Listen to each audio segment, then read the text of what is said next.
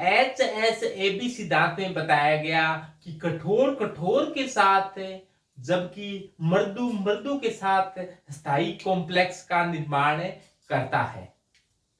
Hard hard के साथ यानी कि हार्ड एसिड हार्ड बेस के साथ यदि कंपाउंड बनाता है तो वो स्टेबल होता है, जबकि सॉफ्ट एसिड सॉफ्ट बेस के साथ कोई कंपाउंड बनाता है तो वो स्टेबल होता है। जबकि इसके विपरीत हार्ड एसिड सॉफ्ट बेस के साथ बना ले कंपाउंड या फिर सॉफ्ट एसिड हार्ड बेस के साथ कंपाउंड बनाता है तो फिर वो क्या होते हैं, अनस्टेबल होते हैं।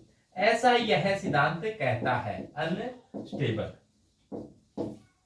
तो अब इस सिद्धांत की मुख्य कमी ये है कि अपने को कोई भी क्रिया कारक है और कोई भी उत्पाद बन रहे हैं उनको एसिड व बेस के अंदर वियोजित करना जरूरी है। और यह तभी संभव हो पाता है कि जब अपने को अभिक्रिया पहले से ही ज्ञात हो, नहीं तो अपने ये नहीं बता सकेंगे कि हार्ड एसिड हार्ड बेस के साथ कैसे रह सकता है जबकि सॉफ्ट एसिड सॉफ्ट बेस के साथ कैसे रह सकता है। जब तक अपने को पता ही नहीं है कि प्रोडक्ट क्या बनने वाला है तब तक अपने नहीं बता पाएंगे कि इसमें हार्ड एसिड कौन सा है और हार्ड बेस है कौन सा है, या सॉफ्ट एसिड कौन सा है सॉफ्ट बेस है कौन सा है।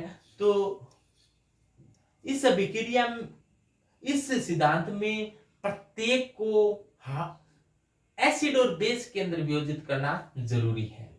कई बार ऐसा भी लगता है कि जैसे मान लो कि H माइनस है, H प्लस है वो एक हार्ड एसिड है, जबकि H माइनस क्या है, एक सॉफ्ट एसिड है, सॉरी सॉफ्ट बेस है।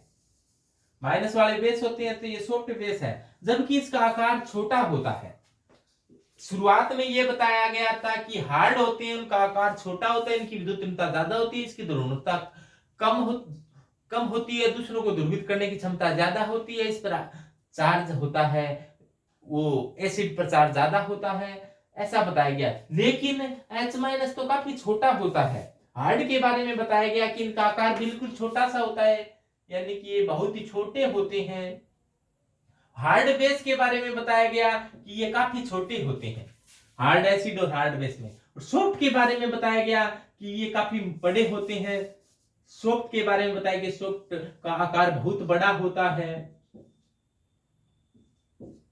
और सॉफ्ट बेस के बारे में बताया गया कि इनका आकार होता है वो काफी बड़ा होता है, इसको अपने सॉफ्ट बेस कहते हैं, इसको सॉफ्ट एसिड कहते हैं। तो सॉफ्ट होते हैं उनका आकार बड़ा होता है, हार्ड होते हैं उनका आकार कैसा होता है, छोटा होता है।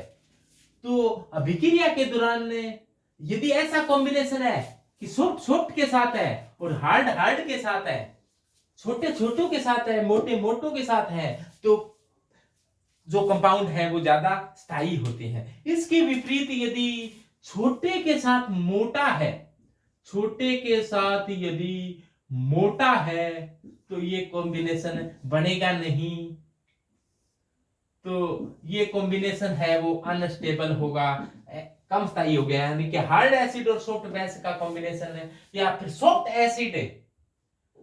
एसिड हो और हार्ड बेस हो, तब भी कॉम्बिनेशन है वो सही सेट नहीं बैठा है, तो ये क्या होते हैं, कम स्थायी होते हैं, यानी कि अनस्टेबल होते हैं, ऐसा बताया गया। कि लेकिन इसमें ये तोड़ना बड़ा मुश्किल हो जाता है, यानी कि तोड़ना जरूरी होता है एसिड और बेस में। यह तभी संभव होता है जब अभिक्रिया ज्ञात हो।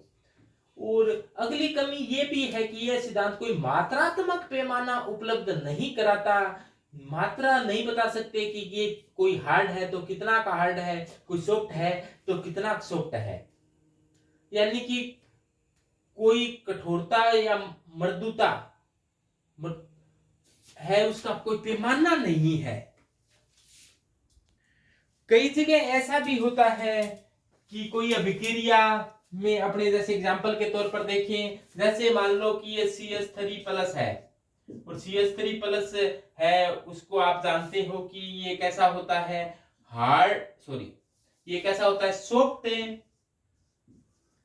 एसिड होता है।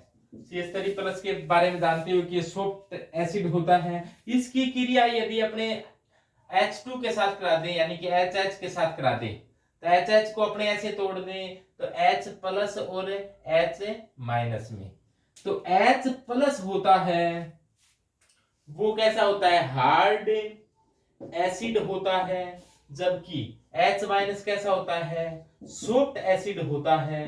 तो ये H माइनस कैसा होता है, सॉफ्ट बेस होता है।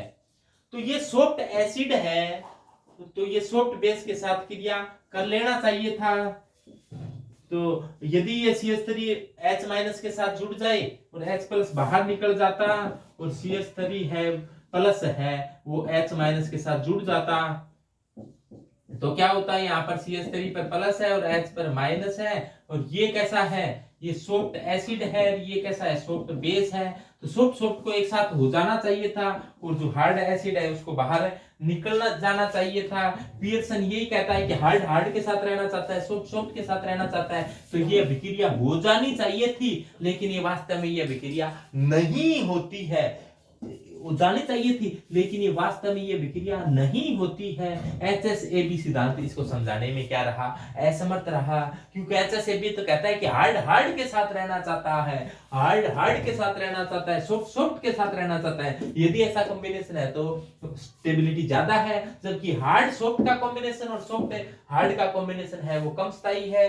यहाँ पर सॉफ्ट सॉफ्ट के साथ हो रहा है फिर भी इसका स्थायित्व ये अभिक्रिया संपन्न नहीं हुई है, इसको HSAB सिद्धांत बताने में असमर्थ रहा। कई बार क्या होता है, कई दिखने में ऐसे लगते हैं जैसे हार्ड हैं लेकिन वो वास्तव में सॉफ्ट होते हैं, कई दिखने में लगते हैं सॉफ्ट होते हैं लेकिन वो हार्ड होते हैं। इसमें अपनी कौन सा हार्ड है कौन सा सॉफ्ट है इसकी व्याख्या सुस्पष्ट रूप से नहीं की जाती। पहले से अपने को ध्यान में रखना पड़ेगा कि ये हार्ड है ये सॉफ्ट है, तो ये सुस्पष्ट व्याख्या करने में क्या रहा, HSAB सक्षम नहीं है। काफी बातों को ये समझाने में बहुत अच्छी तरीके से समझा पाया, लेकिन इसकी कुछ कमियां भी थी, ये कमी आपको बताई गई। तो धन्यवाद।